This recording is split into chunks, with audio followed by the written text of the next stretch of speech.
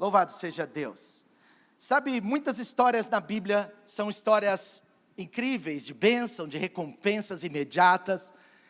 E nós sabemos que o Senhor é um Deus maravilhoso, que nos dá vitórias, que nos recompensa de tantas coisas, inclusive da nossa obediência.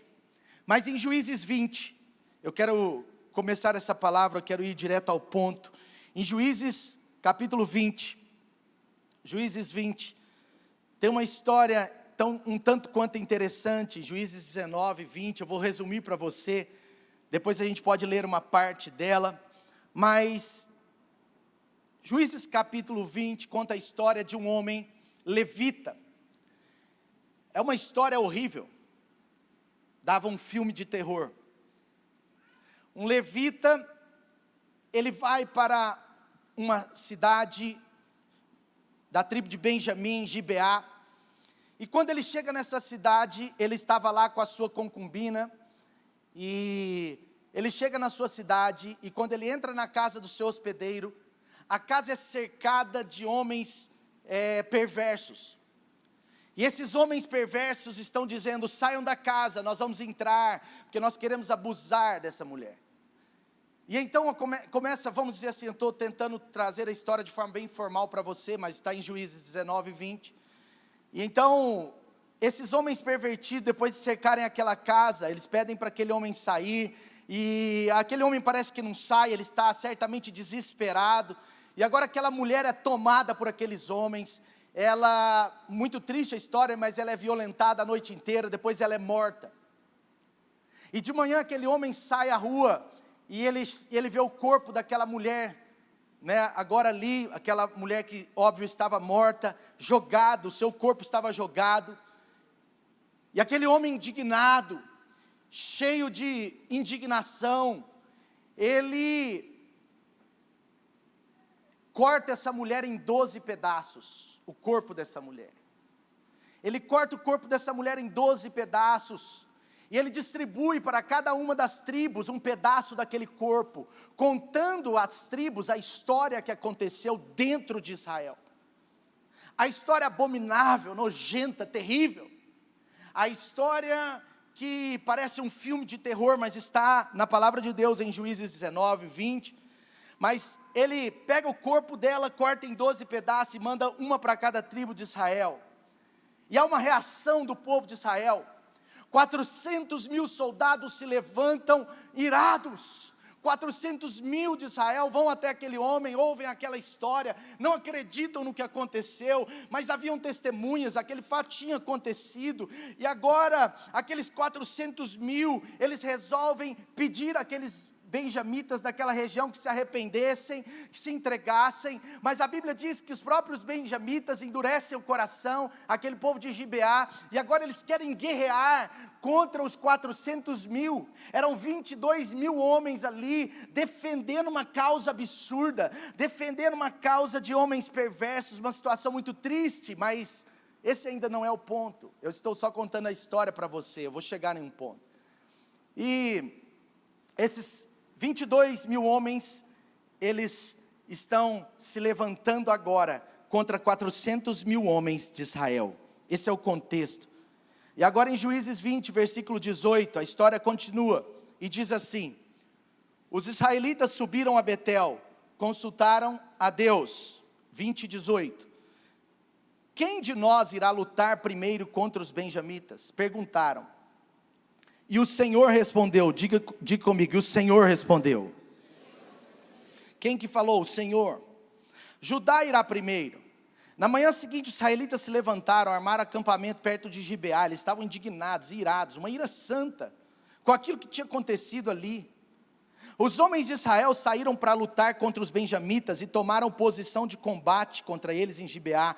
Os benjamitas saíram de Gibeá e naquele dia, os benjamitas, os caras que estavam defendendo a perversidade, mataram 22 mil israelitas no campo de batalha. Vejam, os israelitas querendo defender uma causa justa, uma causa assim, que tinha uma legitimidade.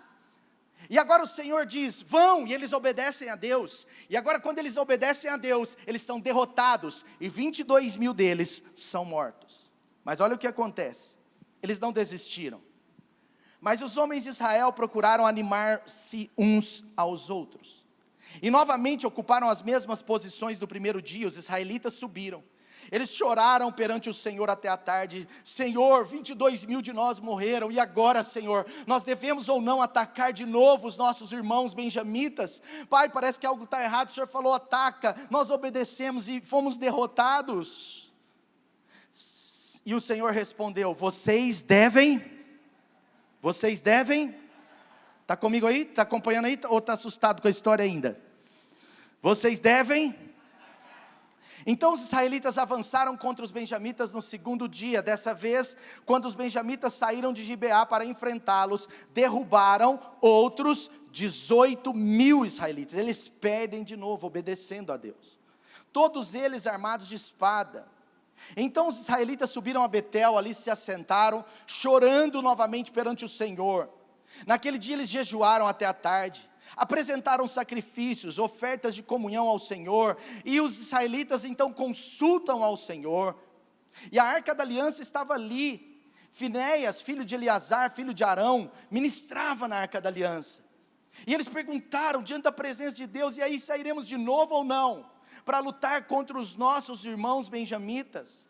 Terceira vez eles estão perguntando ao Senhor, vamos de novo? E o Senhor diz, vão, mas amanhã eu os entregarei nas suas mãos. Então os israelitas armaram uma emboscada em torno de Gibeá, avançaram contra os benjamitas. No terceiro dia, diga comigo, no terceiro dia, na terceira tentativa, na terceira obediência, eles tomaram posição como tinham feito antes. E o final dessa história, depois nos próximos versículos, é que dessa vez, pela terceira vez, insistindo na obediência, obedecendo de novo, e obedecendo pela terceira vez, agora os israelitas derrotaram os benjamitas que tinham feito aquela perversidade. Deixa eu contextualizar um pouco a situação aqui para você, sabe? Essa foi uma vitória tremenda. Mas foi uma vitória depois de 2 derrotas. Foi uma vitória da obediência pela terceira vez. Sabe, a palavra de Deus tem algumas histórias que nos encantam. Deixa eu mudar um pouco o contexto, quando o povo de Deus estava entrando na terra prometida, Deus falou para eles, avancem contra Jericó. Deus disse para eles, vocês vão dar 7 voltas, tocar a trombeta, e essa grande cidade chamada Jericó vai ser vencida. E algo aconteceu em Jericó, eu não sei se você conhece essa história ou lembra dela, mas em Jericó, aquela cidade murada, e uma muralha gigante, à medida que o povo ia marchando, a vitória ia sendo conquistada, até que chegou uma hora que eles tocam a trombeta, dão um grito, e as muralhas de Jericó caem no chão, e o povo de Israel entra e vence aquela primeira das grandes batalhas de Israel na terra prometida, amém? Quantos lembram? Mas Deus tinha dito ao povo de Israel o seguinte, vocês vão entrar em Jericó, mas Jericó é a primícia, e tudo que vocês conquistarem lá, tudo que vocês tiverem obtido lá, deverá ser entregue em sacrifício a mim. O Senhor tinha dito, olha, vocês não vão ficar com nada, porque é a primeira cidade, eu vou dar muitas para vocês, mas o meu pedido, que vocês precisam obedecer, a bênção da obediência para vocês está em vocês entregarem tudo para mim. E então eles ganham aquela batalha, celebram, festejam.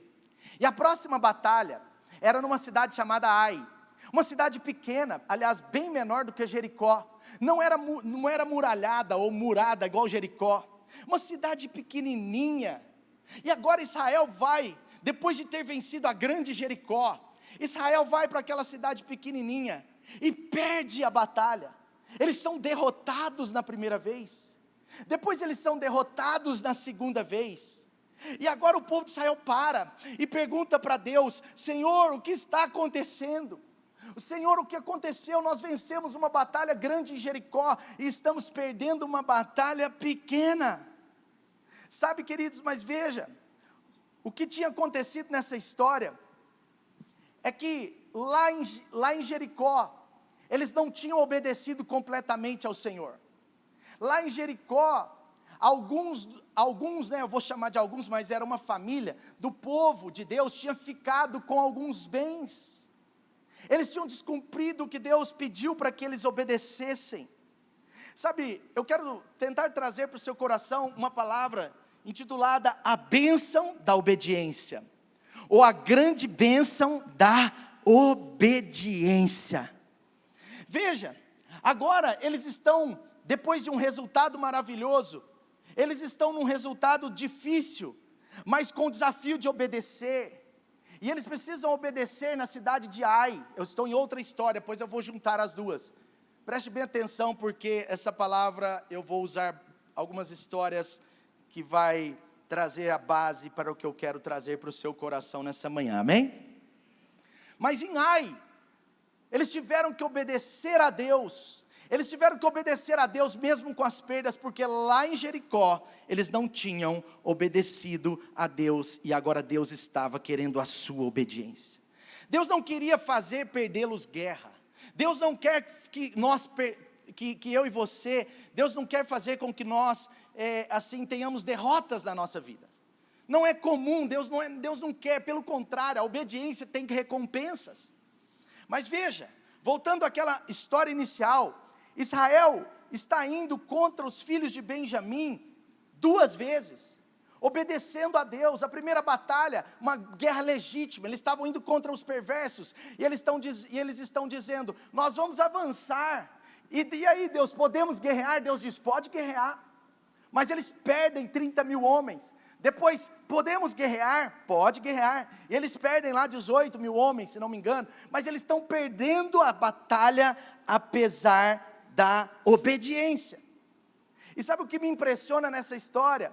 É que eles não pararam de obedecer, eles eram determinados a obedecer até o fim, e pela 3ª vez eles dizem, Senhor, e aí eles choram, eles se arrependem de alguma coisa, mas Deus diz, pode ir, porque agora vocês vão vencer, amém? O que eu quero dizer com isso, sobre a bênção da obediência? Primeira coisa que eu quero te dizer, a obediência, ela não pode ser exclusivamente conectada aos resultados esperados.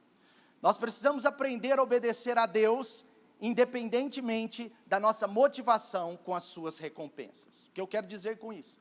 Não é errado você e eu queremos recompensas daquilo que nós obedecemos a Deus. Aliás, eu me atrevo a dizer que 100% da nossa obediência a Deus, haverá alguma recompensa. O problema é que nem todas são amanhã, algumas são daqui 5 anos, 10 anos, outras serão nem que seja na eternidade. Mas toda obediência a Deus tem uma recompensa aqui e na eternidade. Mas preste atenção, o ponto não é sobre a recompensa que sabemos que vamos ter. O ponto é que a obediência, ela não pode ser conectada aos resultados esperados. Por mais que Deus seja um Deus que recompensa a nossa obediência, a Bíblia diz que Ele recompensa aqueles que o buscam. A Bíblia diz que nós podemos escolher o caminho da bênção, o caminho da obediência. A palavra de Deus fala sobre esse Deus que sim recompensa a obediência, mas há um mistério em Deus, porque algumas vezes nós vamos ter que obedecer, e não vamos ter que nos preocupar com os resultados. Pode ser que algumas das nossas obediências, Deus claramente não vai trazer um resultado imediato para nós. Como diz a pastora Dani, esses dias eu amei uma frase que ela disse, aliás, ela só fala coisa boa, essa mulher. Mas ela disse, Deus não nos deve nada, mas Ele pode tudo. Então, Deus não nos deve recompensas, mas Ele pode tudo. E nessa situação, Israel foi levado à guerra por Deus. Eles estão obedecendo a Deus, eles estão obedecendo a voz de Deus, num conflito direcionado por Deus, mas perderam, e pior, perderam 2 vezes. Agora minha pergunta para você, depois de ter perdido 2 vezes, mesmo obedecendo a Deus, eles desistiram de obedecer a Deus, sim ou não? Não.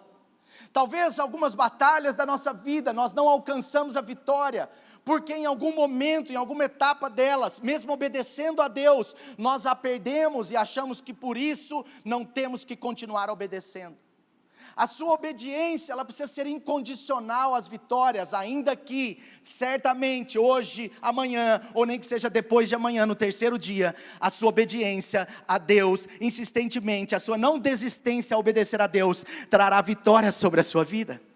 Mas algo importante aqui é que a nossa obediência a Deus não pode ser exclusivamente condicionada a vitórias em nossa vida, porque nem sempre isso vai acontecer no nosso tempo. A questão é que a obediência a Deus, ela nos traz confiança, ela nos traz algo que eu e você precisamos ter, que é um negócio chamado, um negócio que não pode ser raro, deveria ser comum no meu e no seu coração, chamado consciência limpa. Por que eu estou dizendo isso? E eu já entro no segundo ponto. A segunda coisa para a grande bênção de Deus, chamada obediência, ou para a grande bênção da obediência, é entender que a obediência a Deus traz na nossa vida, gente, uma consciência limpa. Traz na nossa vida uma consciência limpa. E qual é a consequência disso? É que uma consciência limpa, ela traz na nossa vida uma fé ousada. Muitos de nós temos uma fé tímida, talvez por uma consciência contaminada. Quando nós temos uma consciência contaminada com pecado de omissão, contaminada com uma desobediência, mesmo que seja pequena aos nossos olhos, sabe, a gente acaba no fundo, não tendo uma fé ousada que o Senhor nos chamou para ter. Porque lá dentro de nós, essa consciência, não que Deus haja assim, mas lá dentro de nós, essa consciência contaminada, ela acaba cobrando de nós algo e nos deixando um pouco assim, limitado em relação à nossa fé. Não sei se já aconteceu isso com você. Você está com algum problema para ser resolvido com Deus, mesmo que seja pequeno. Você está com algum problema para ser resolvido com um irmão. Você está com alguma situação, e aí lá no fundo, você não pode até não perceber todas as vezes, mas você fica assim, será que Deus pode fazer isso pela minha situação? Quantos já ficaram com uma situação pendente assim com Deus? Quase todo mundo. Eu já, algumas vezes. Uma vez eu estava viajando e meus pais pediram para eu sair da cidade que eu estava até 9 horas da noite. Eu chegaria em Belo Horizonte por volta de meia-noite. E eu tinha 20 anos de idade, e eu estava sozinho, ia dirigir à noite, e eles falaram para eu sair até 9 horas da noite. E a verdade é que 10 horas da noite eu peguei a estrada. 10 horas da noite eu peguei a estrada. Eu tinha saído 5 para as 10. E eu mandei uma mensagem para meu pai no último ponto que pegava celular. Naquela época a maioria das estradas não pegava celular em lugar nenhum. Hoje as estradas estão colocando antenas.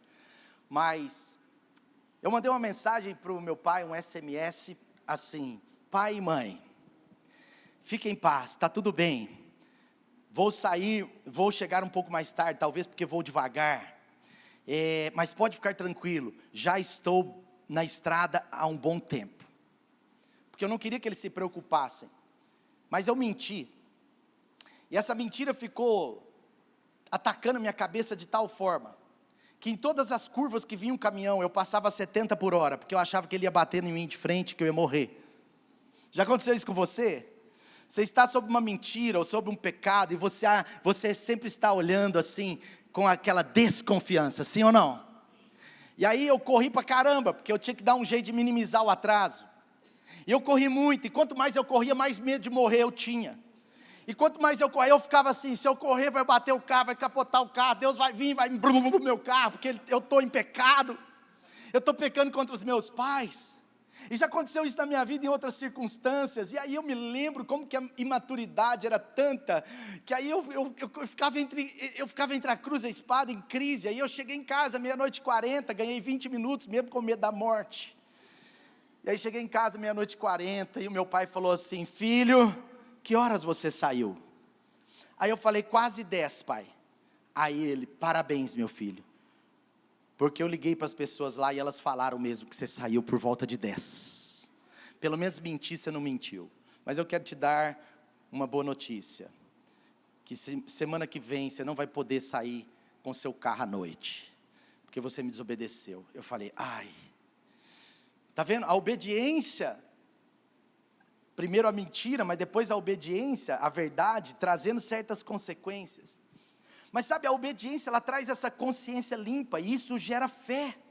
Muitas pessoas têm fraquezas, e pequenas desobediências, ou desobediências armazenadas, em determinadas áreas da sua vida, que na verdade não tentam resolver, ou ficam buscando talvez algumas desculpas. Essas coisas a gente fala assim, deixa para depois, deixa, Deus me entende, deixa, isso é uma desobediência cultural, a minha família é assim, eu já tentei vencer isso, mas isso é maior do que eu. Outro dia uma pessoa falou assim, pastor, eu tento resolver isso na minha vida, mas isso é maior do que eu falei, não é maior do que você, só é maior do que você se não tiver ninguém dentro de você, mas se Jesus Cristo estiver dentro de você, maior é o que está em você do que o que está no mundo.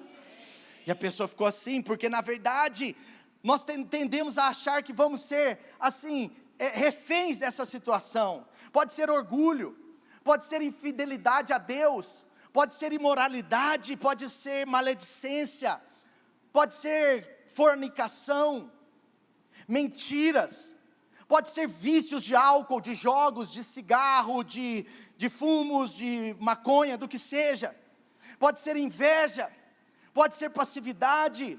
Então às vezes são coisas escondidas, ou coisinhas escondidas, que são como pecadinhos, ou pecados de estimação, ou desobediências assim, escondidas, e nós desistimos de vencê-las. Mas eu quero dizer para você, que pela graça de Deus, você vai vencer no nome de Jesus.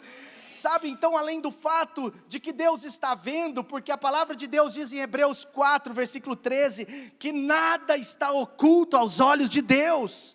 Deus está vendo, tudo está descoberto e exposto aos olhos daquele a quem havemos de prestar contas. Mas sabe, além do fato de Deus estar vendo, qual é o grande problema dessas desobediências a Deus? É que elas minam o poder da sua fé.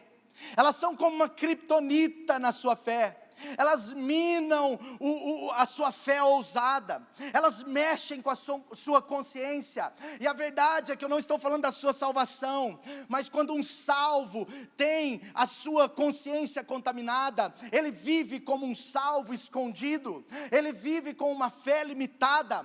Às vezes ele quer agir com grande fé, mas a sua consciência diz, você não pode.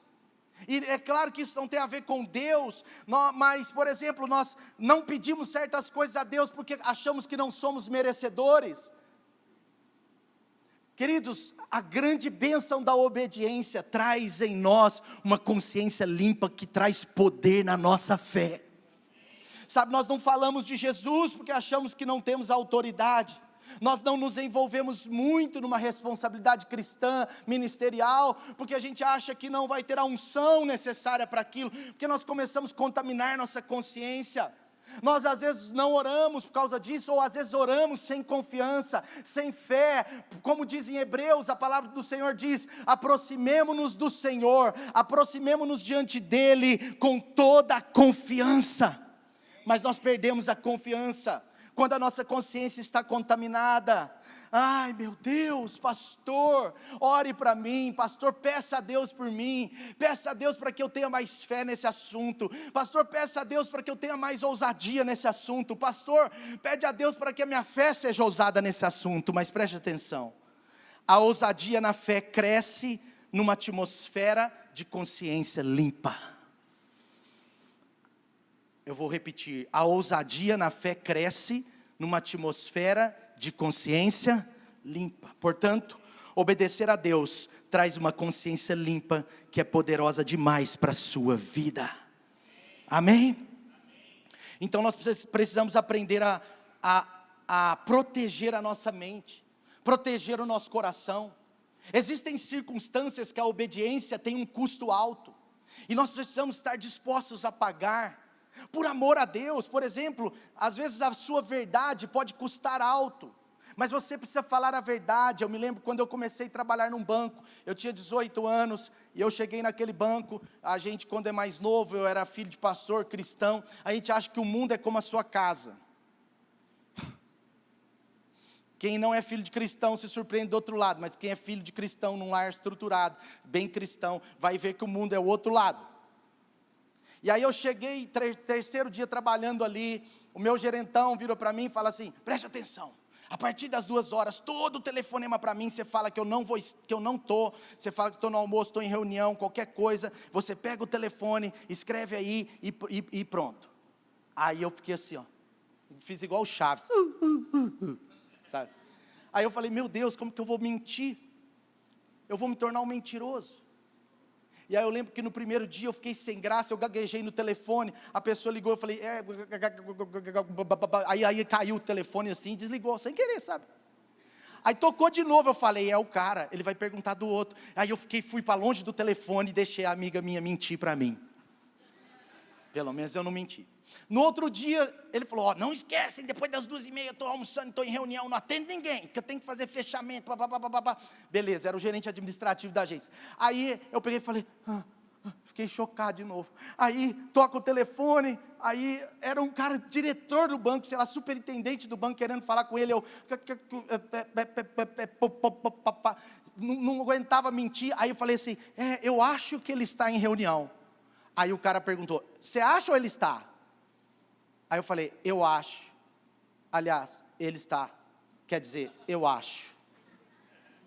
Aí ele falou, qual é o seu nome? E aí chegou um dia que eu tive que conversar com ele, eu falei com ele, são coisas muito simples, mas eu falei com ele, olha, eu não poderia mentir assim. Não faz sentido isso para mim. Então, às vezes a obediência, ela tem certos preços, porque quando eu comecei a falar para ele que eu não poderia mentir, esse cara ficou uns 2 meses pegando no meu pé, e ele me dava os piores serviços, como ir para o almoxarifado da agência, que era no mesmo lugar que ficava o cofre, não tinha uma greta de oxigênio, e eu ficava naquele lugar de gravata, camisa, suando, mas molhado, arquivando os papéis dos clientes nas pastinhas deles. 2 meses, ao invés de pedir o estagiário para fazer isso, agora é eu que fazia isso. E ele inventou uma história, ele falou, o estagiário não pode fazer isso não, porque é documento confidencial, tem que ser funcionário do banco. E sempre foi o estagiário que fez isso, mas agora eu estava lá no arquivo do banco, 2 vezes por semana, suando, guardando, porque eu não poderia mentir no telefone. A nossa obediência às vezes tem um preço. Em Provérbios 6, diz que se você assume um contrato, e durante o contrato você começa a ter uma perda, você tem que levar a perda até o final, você tem que assumir a perda. Se você se torna fiador de alguém, por isso que você tem que tomar muito cuidado em ser fiador, porque o problema não é um pecado ser fiador, mas quando você é fiador, você tem que ter a consciência de que se a pessoa não pagar, você vai pagar por ela com alegria. Sem falar mal. Por isso você tem que tomar cuidado. Às vezes acontece, por isso que nós às vezes ensinamos muito, não fique emprestando dinheiro, gente. Cuidado com emprestar dinheiro para as pessoas. Muito cuidado, filtra de novo, depois filtra de novo. É muito perigoso, porque se você emprestar dinheiro para um irmão, primeiro a Bíblia diz que você não pode pagar juros, que você não pode cobrar juros. Segundo, eu entendo que se o irmão não pagar, você tem que perdoar ele, sorrir para ele, abraçar ele no domingo, na sua célula, e dizer, eu te amo, mesmo você me devendo 500.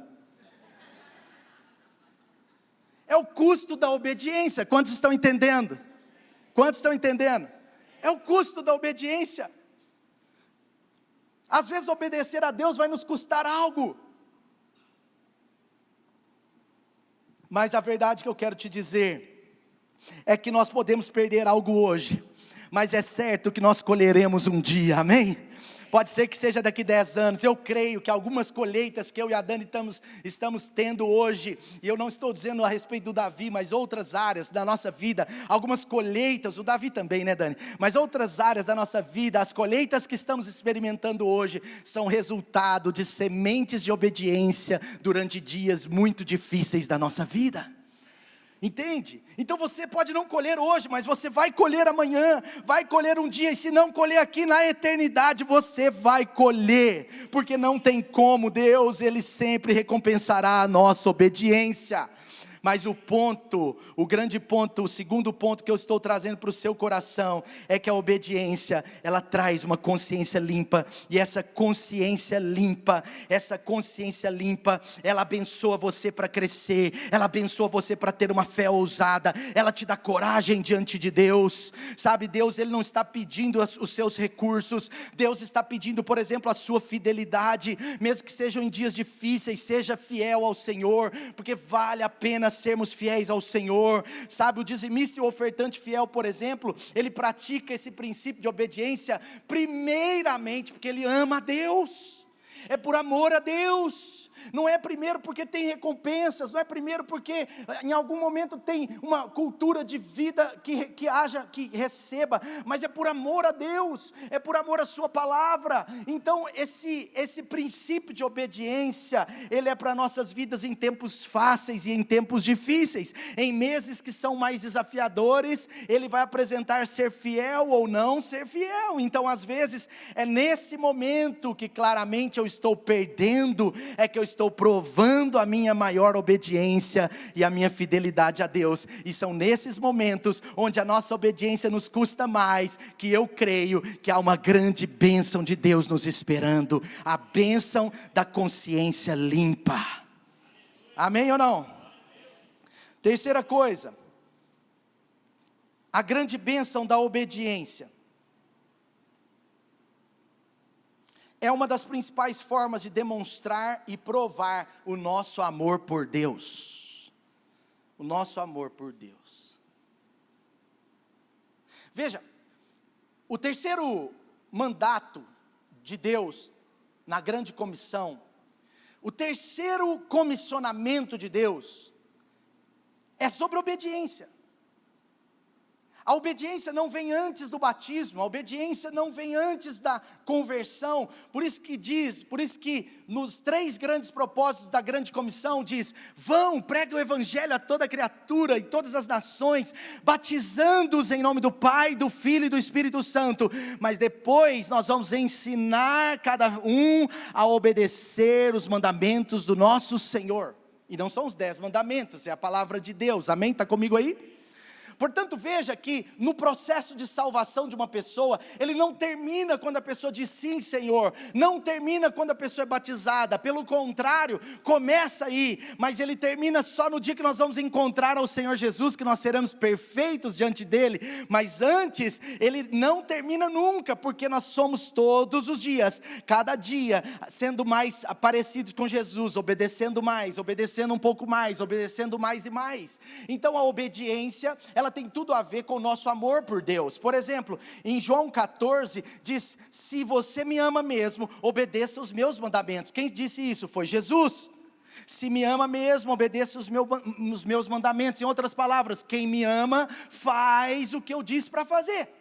Jesus está falando que uma prova das pessoas que amam, uma evidência de quem não é só evangélico, uma evidência de quem não é só batizado, uma evidência de quem não é só membro de uma igreja, é que essa pessoa, ela está buscando obedecer a Deus, porque o ama. É uma evidência da salvação. Por isso que tem pessoas, eu não fico julgando a salvação de pessoas, mas tem pessoas que às vezes têm um nível tão forte de desobediência e não buscam obedecer, parece que não estão tentando obedecer, nem tentam, que às vezes a gente fica preocupado se a pessoa é realmente salva. E se você tem muita dificuldade em obedecer quase tudo, se a sua obediência não está cada dia maior, se cada dia você não está obedecendo mais a Deus, você precisa pedir a Deus para mostrar para você, precisa pedir ao Espírito Santo para convencer você precisa pedir ao Espírito Santo para dizer, e com sinceridade olhar para Ele e dizer: Senhor, será que eu realmente sou salvo? Porque se eu sou salvo, eu quero obedecer a esse Deus que me salvou, que eu tanto amo. Deus, ele disse sobre os 10 mandamentos, mas depois Jesus, em Mateus 23, Mateus 22, 37, Jesus junta todos os mandamentos em 2, e ele diz: ame o Senhor, o seu Deus, de todo o seu coração. Ame o Senhor, o seu Deus, de todo o seu coração, de toda a sua alma e com todo o seu entendimento. Eu preciso amar a Deus de todo o meu coração, ou seja, eu não posso fazer porque eu sou religioso. É o caso do Joãozinho, já contei essa história, mas vou repetir. O Joãozinho estava de pé, bagunçando, e a professora falou: senta, Joãozinho. Aí ele ficou de pé, meio... Aí a professora falou de novo: senta, Joãozinho. Aí o Joãozinho ficou de pé, falou: não estou afim de sentar, eu sou agitado, não sei o quê, não quero sentar não. Aí a professora falou assim: senta, Joãozinho, senão eu vou mandar uma suspensão para você, vou mandar seus pais vir aqui assinar a suspensão. Aí Joãozinho foi e sentou. Ficou sentado. Aí a professora falou assim: parabéns, Joãozinho, ainda bem que você sentou. Aí ele falou assim: professora, mas eu quero que você saiba, por fora eu estou sentado, mas por dentro eu estou de pé. Entende? Por isso que ele diz: ame o Senhor, o seu Deus, de todo o coração. Por isso que ele diz que quando nós fazemos as coisas para Deus, nós temos que fazer com alegria. Por isso que a Thaís, ela iniciou o culto nas boas-vindas aqui, dizendo que nós viemos com alegria na casa do Senhor. Alegrei-me quando me disseram: vamos à casa do Senhor. A gente está aqui com alegria, a gente não está aqui fugindo do calor, porque aqui está 22 graus, lá fora 32. A gente está aqui porque faz parte da nossa comunhão, do nosso relacionamento com Deus, com a família da fé. Nós estamos aqui com alegria. Quando eu viajo, eu fico louco, fico com saudade de estar aqui. Gente, é incrível, porque é algo do nosso coração. A gente ama estar na casa de Deus. E tem uns irmãos que amam até demais, né? Não vão embora nunca, o diaconato fica dando indireta, né? Tem gente que é os caras que fecham a igreja. Esse daí parece que quer dormir aqui, igual Samuel, queria dormir na tenda. Lembra? Mas sabe, nós amamos a Deus, sim ou não? Quantos estão entendendo? Então nós vamos obedecer a Deus porque nós amamos a Deus. A grande bênção da obediência, ela tem a ver com o amor que nós temos por Deus. Agora pode ser que você não está conseguindo ser obediente em determinadas áreas. Então talvez em vez de você falar: Deus me ajuda a te obedecer, você pode falar assim: Senhor, me ensina a te amar mais. Senhor, me ensina a te amar mais. Pai, eu quero te amar mais, porque quanto mais você ama a Deus, mais você obedece a Deus. Quantos estão entendendo? Então a grande bênção da obediência, ela tem a ver com eu e você obedecermos a Deus. João 14, 21, quem tem os meus mandamentos e lhes obedece, esse é o que me ama. Quem tem os meus mandamentos e lhes obedece, esse é o que me ama. Então, queridos, o amor a Deus é demonstrado pela sua e pela minha obediência, amém? A nossa obediência, ela nos ajuda a ter essa noção, esse reforço, ela reforça no nosso coração essa coisa de sermos cidadãos dos céus, aqui no mundo. Cidadãos do mundo, mas também cidadãos dos céus. Quantos estão entendendo? Porque o que faz a gente ser diferente tem a ver com a nossa santificação, com a nossa obediência. Não é só a fé, porque a fé sem obras é morta.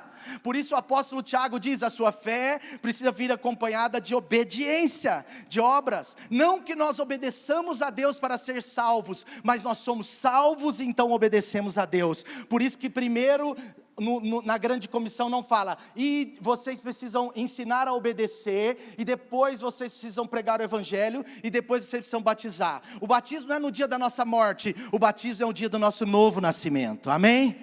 Então o batismo é o começo, mas depois nós precisamos obedecer a Deus, treinar em obedecer, aprender com homens de Deus, ficar firmes na palavra, porque toda obediência tem recompensas aqui na terra, e se não tiver aqui, você pode ter certeza que terão recompensas incríveis na eternidade, amém? Então eu estou falando um pouco sobre esse estilo de obediência. E por último ponto.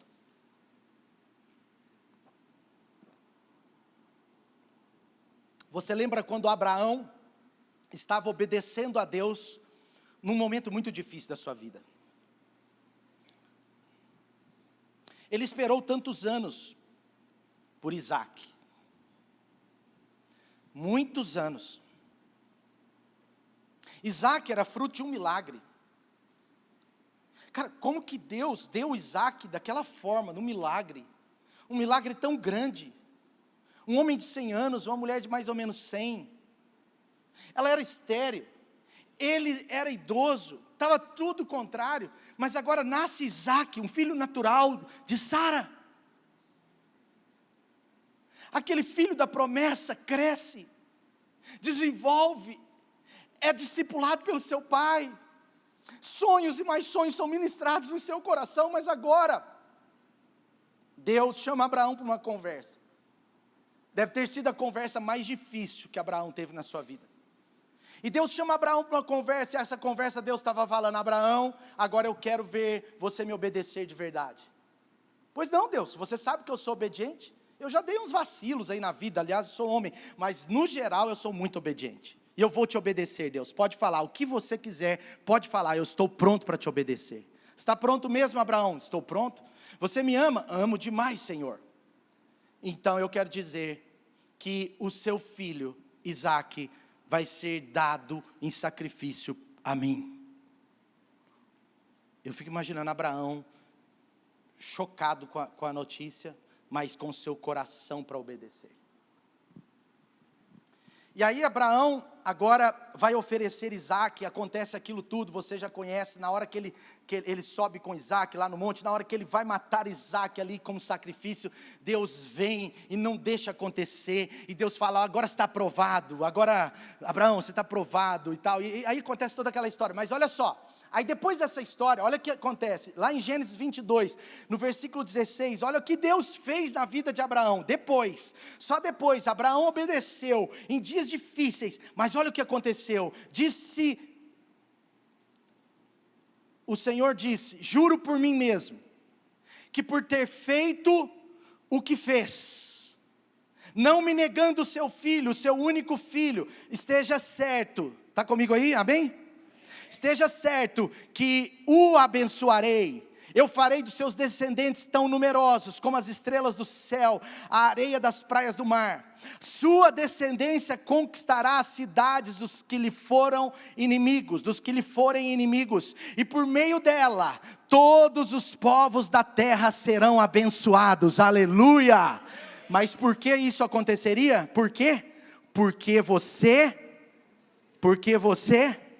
me obedeceu. Diga comigo assim, a minha obediência a Deus, vamos dizer bem alto, a minha obediência a Deus abençoa os meus filhos, as gerações e as pessoas que convivem comigo. Amém? Veja como a nossa obediência a Deus abençoa outras gerações. Muito do que Deus tem feito na minha vida é colheita de obediência atrás de obediência da vida dos meus pais. E eu quero ser o filho mais obediente, porque agora eu vou ser um pai muito obediente, para que o meu filho seja melhor ainda do que eu. Porque a obediência, ela vai abençoando as gerações. A obediência a Deus vai abençoando os nossos filhos, vai prosperando os nossos filhos. Quando você vai numa igreja histórica, numa igreja presbiteriana, batista, metodista, e eu não estou aqui de jeito nenhum criticando, mas dessas igrejas mais históricas, onde muitos da igreja são da terceira ou quarta geração de cristãos obedientes, você percebe que há bênçãos diferentes na vida deles. Eu não estou dizendo sobre ser melhor, eu estou dizendo sobre obediências que colhemos, sobre bênçãos que colhemos da obediência dos nossos pais. Quanto mais você é obediente, mais os seus filhos vão colher. Quanto mais você é obediente, mais a igreja que você frequenta vai colher. A sua obediência, quanto mais obediente cada um de nós formos, mais nós seremos uma igreja poderosa, porque a grande bênção da obediência vai tomar lugar nessa casa. Já está tomando, amém? Quanto mais obediente a igreja de Jesus no Brasil for, e nós precisamos crescer muito nisso, porque há um evangelho espiritualista, superficial, na maioria dos casos no Brasil, mas quando nós aprendermos a ser cristãos que obedecem, cristãos focados na palavra, cristãos que aprendem sobre relacionamento com Deus, cristãos que aprendem o evangelho completo, e não só um evangelho superficialista, quanto mais acontecer isso na igreja brasileira, mais o Brasil será abençoado, porque há uma promessa, em Gênesis 22, versículo 18 que diz, por meio da sua descendência, todos os povos, diga comigo, todos os povos da terra serão abençoados. Portanto, o último ponto é o seguinte, a nossa obediência a Deus abençoa os nossos filhos e as pessoas que convivem conosco. Sabe, ele está dizendo isso claramente. Olha o que diz em Salmos 25, 12. Olha o que diz, é incrível esse texto, 12 e 13, eu gosto muito, olha, quem é o homem que teme o Senhor? Ele o instruirá no caminho que deve seguir, ele viverá em prosperidade plena, e os seus descendentes serão herdeiros da terra, aleluia. Sabe o que diz aí? Na verdade, essa prosperidade plena, ele viverá completamente próspero, com a sua alma próspera, com seus negócios prósperos, com a sua família próspera, entende? Essa prosperidade não é só financeira, ela é completa, é uma prosperidade integral, ele vai ter uma alma saudável. Quantos estão comigo aí entendendo? É uma promessa de Deus para quem obedece. Então o seu sim ao Senhor não está limitado apenas em abençoar a sua vida, mas o seu sim ao Senhor abençoa os seus filhos, abençoa o seu marido, abençoa a sua esposa, abençoa aqueles que convivem com você. Nós precisamos entender o poder, a grande bênção da obediência. Por exemplo, a obediência ao Senhor, ela potencializa conquistas ao nosso redor. A obediência de um marido potencializa conquistas na família. A obediência de uma mãe faz o filho se tornar cada dia mais um homem de Deus, a filha uma mulher de Deus. A obediência dos pais abençoa poderosamente os seus filhos, e a obediência da igreja pode transformar a nação toda. Veja que interessante a história que eu gosto muito de Jonatas. Jonatas, essa história é incrível. Jonatas, ele tinha um escudeiro. Escudeiro não era o cara que ia para a guerra, para guerrear, não era o soldado. Escudeiro era o cara que levava a mochila. Era o cara que levava as flechas, levava as armas, levava o fuzil. Era o cara que levava as armas. Ele ia lá atrás de Jonatas, ele ia com aquelas coisas, ele ia carregando, entende? Esse era o escudeiro. Em 1 Samuel 14, conta essa história interessante. Eu não vou ler tudo, mas eu quero só dar um destaque. O exército de Saul estava desanimado. Eu vou só afastar isso aqui um pouquinho, porque toda hora eu penso que tem uma pessoa aqui atrás de mim. Assim no meu olho, assim, dá uma, sabe? Saul estava com o exército dele meio desanimado. Porque Saul, preste atenção no contexto, Saul estava em desobediência já. Por exemplo, aqui em 1 Samuel 14, Saul já tinha feito o papel de Samuel sem a ordem de Deus, porque só o profeta sacerdote poderia oferecer sacrifícios, e Saul ficou lá esperando Samuel, aí ele era meio imperativo, aí ele era meio sem paciência, aí Samuel atrasou um pouco, aí sabe o que ele fez? Desobedeceu a Deus, ele mesmo foi lá e fez o sacrifício, e Deus disse, você desobedeceu. Saul já estava desobedecendo, ele estava deixando os caras casar com mulher estrangeira, naquele contexto. Saul estava desobediente, gente. Então o exército de Saul estava desanimado, o exército de Saul estava para baixo. Mas Jonatas estava cheio de Deus, ele estava cheio de ânimo, ele estava com expectativa. Jonatas era ministrado por Davi, Jonatas estava assim, entende? Ele tinha outra pegada, ele estava bem. E agora ele está vendo o exército filisteu afrontando o povo de Deus, e Saul lá com seu exército lá, 3 dias pensando o que fazer, acovardando. Aí olha o que ele fez, olha que loucura. Em 1 Samuel 14, eu vou ler o 6, o 9 e o 10, vocês vão colocando rapidinho, não vou ler, mas vou passar. Jonatas agora pede o seu escudeiro, olha que doideira. Jonatas agora, com aquele coração de obedecer a Deus, ele pede o escudeiro e fala assim, vamos nós dois. Se eles não querem obedecer, nós dois vamos lá. Chama o escudeiro dele. Vamos lá, porque nós vamos chegar lá, e nós vamos subir na rocha, vai estar todo aquele exército filisteu na nossa frente, e aí nós vamos desafiar eles. E o escudeiro era cheio de fé, né? Falou, vamos, estou com você. Olha que estratégia de guerra top, hein? 2 caras contra o exército inteiro. Aí, para melhorar a estratégia, ele chega lá na frente e fala assim, aí nós vamos fazer o seguinte, ô escudeiro, nós vamos fazer assim, nós vamos chegar lá e vamos falar para eles assim, ó, ei, quem são vocês? Nós vamos desafiar eles. Se eles virar para a gente e falar assim, suba aqui vocês dois e venha brigar com a gente. Aí é uma resposta de Deus que nós vamos vencer. Vocês estão entendendo? Vocês têm que tentar entrar na história, gente. Tem milhares do outro lado, só Jonatas escudeiro. E ele fala assim, olha, se for essa a resposta deles, nós vamos, porque vão vencer. Agora, se eles começarem a vir para cima da gente do nada, aí nós temos que correr, porque aí é porque eles vão vencer. É mais ou menos assim, a história está lá. Tá? No 6, no 9, no 10. Aí olha que interessante, olha a estratégia de guerra. Aí, olha que interessante, cara, um negócio muito doido. Aí eles vão e gritam, ei, olha lá, gente, olha lá, 2 israelitazinhos, vem ver. Aí o exército todo olha lá, 2 israelitazinhos lá, ó. Aí eles viram para, isso está no versículo 12, eles viram para Jonatas e falam assim, ei, vocês são bons mesmo? Aí Jonatas, somos. Então sobe aqui, chega aí que nós vamos te mostrar um negócio. Lembra quando você tinha 12 anos, seu irmão mais velho tinha 15? Ele falava, chega aí que eu vou te mostrar um negócio. Era dureza, sim ou não? Era ou não era? Uma vez a gente lá no Colégio Batista, a gente pegava as quadras, né? e tinha que pegar a quadra, e geralmente o pessoal do terceiro ano do colegial, do segundo grau, pegava as quadras à força, porque eles eram maiores, eles roubavam as quadras da gente.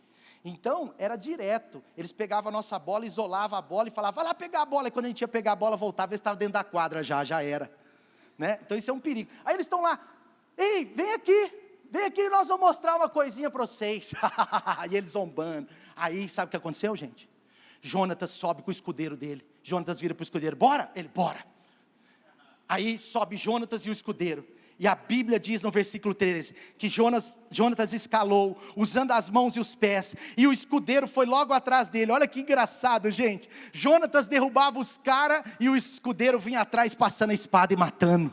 Ele nem era soldado, mas agora ele teve que aprender. É igual gandula de futebol. Você sabe que gandula de futebol, sabe o que é gandula, gente? É o cara que fica pegando a bola. Você sabe que ele acaba jogando bem no fim da sua vida, né?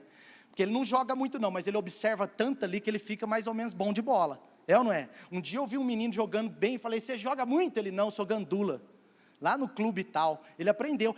Esse escudeiro estava assim. Ele pega, Jonatas vai derrubando os caras e ele vai passando a espada. Sabe o final dessa história? Eles matam sozinhos 20 homens, aleluia.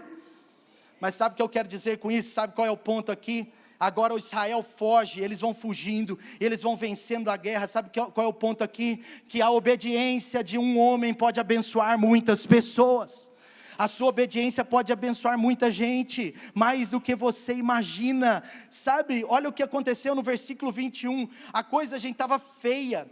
Sabe, tinha gente do povo de Deus naquela época que tinha trocado de lado. Eles estavam tão desanimados com Deus, eles estavam tão desanimados com a sua fé, eles estavam tão desanimados com a desobediência do povo, que eles agora tinham virado filisteu. Eles tinham desviado. Agora olha o versículo 21. Alguns hebreus que antes estavam do lado dos filisteus, e com eles tinham ido ao acampamento filisteu, passaram para o lado dos israelitas que estavam com Saul e Jonatas. Quantos estão entendendo? Estão entendendo ou não? Gente, olha só, a obediência de Jonatas trouxe de volta para Israel aqueles que tinham desviado dele. A sua obediência pode dar um testemunho tão poderoso, que pessoas que abandonaram a fé voltarão do engano para a verdade. Está vendo? Tinha um monte de gente que tinha tirado a roupa de israelita, vestido a roupa de filisteu, e estava lá no outro exército. Mas quando viu a obediência de Jonatas, eles se empolgaram, eles tiraram as roupas de filisteus, e correram para o exército que era deles. Eles voltaram para a casa de Deus, eles estão de volta, porque a obediência da gente inspira as pessoas a abandonarem o engano, e voltar para a verdade de Deus. Agora veja o versículo 20, veja o versículo 22, quando todos os israelitas que haviam se escondido nos montes de Efraim, olha só, presta atenção, além dos israelitas que tinham passado para o exército filisteu, tinha os israelitas que estavam aonde? Escondido. Mas olha o que aconteceu quando Jonatas obedece. Quando Jonatas obedece, os israelitas que estavam escondidos ouviram que os filisteus estavam em retirada, e também entraram na batalha para persegui-los. Olha que incrível, preste atenção. Quando os cristãos frios, omissos, cristãos que estão escondidos no seu chamado, cristãos que estão escondidos com as suas espadas já enferrujando, cristãos que estão assim, não querendo se envolver tanto, cristãos que estão, vamos dizer assim, tecnicamente falando, um pouco frios no envolvimento da obra, quando eles verem a sua obediência a Deus, eles também vão ser inspirados a se envolver e a entrar na batalha conosco. Quando você resolve obedecer a Deus e a sua palavra, as pessoas que estão omitindo em obedecer, as pessoas que estão estacionadas, as pessoas que estão omissas em relação a um propósito, elas também começam a obedecer a Deus com você. Quantos entenderam a palavra? Sabe por quê? Porque a obediência de Jonatas, ela trouxe de volta um senso de identidade na vida do povo de Deus. Um senso de identidade na vida do povo de Deus. Portanto, o que eu quero concluir dizendo para você, vale a pena obedecer a Deus. Amém? Está comigo aí? Vale a pena obedecer a Deus. Sabe, querido, às vezes o medo, ele segura as pessoas para não obedecerem. Mas quando nós começamos a obedecer, nós começamos a ajudar as pessoas que têm medo de obedecer, a entrar na grande bênção da obediência. Sabe, a obediência na sua vida não só te abençoa, mas ela abençoa todos que estão ao seu redor. Amém? Fica de pé no seu lugar.